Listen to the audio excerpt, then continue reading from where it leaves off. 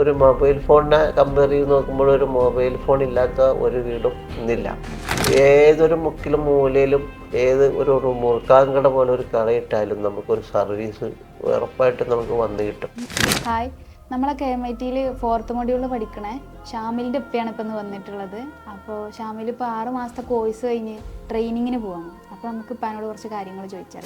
ഷാമിൽ ഈ ഒരു മേഖല, അതായത് ഈ മൊബൈൽ ടെക്നോളജിയാണ് ചൂസ് ചെയ്യാന്ന് പറഞ്ഞപ്പോൾ ഇപ്പാൻ്റെ ഒരു അഭിപ്രായം എന്തായിരുന്നു? ഞാനിപ്പോൾ ഒരു IT-യിൽ അത്യാവശ്യമായിട്ട് വർക്ക് ചെയ്യുന്നത്. അപ്പോൾ ഞാൻ പഠിപ്പിച്ചിരിക്കുന്ന ട്രേഡ് എന്ന് പറഞ്ഞാൽ എയർ കണ്ടീഷൻ ട്രേഡാണ്.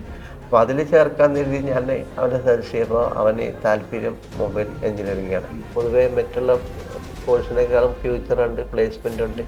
അപ്പം അങ്ങനെ അവൻ്റെ താല്പര്യം മുന്നിൽ തന്നെ ഇപ്പോൾ ഈ കോഴ്സിലേക്ക് ചേർത്തിയത്. ഒരു ട്രെയിനിങ് സെൻ്ററിലേക്ക് വിടാനുള്ള സ്കില്ലാണെങ്കിൽ മാത്രം അവർ പാസ്സാക്കുള്ളൂ. ഇപ്പോൾ നമ്മൾ ഒരു പാരൻസിനെ സാറ്റിസ്ഫൈ ചെയ്യാൻ വേണ്ടി അവർ വെറുതെ മാർക്കറ്റ് കൊടുക്കുന്ന ഒരു ക്യാരക്ടർ ഇവിടെ ഇല്ല. അതെനിക്ക് അവിടുത്തെ ആ പ്രോഗ്രസ് കണ്ടപ്പോൾ തന്നെ മനസ്സിലായി.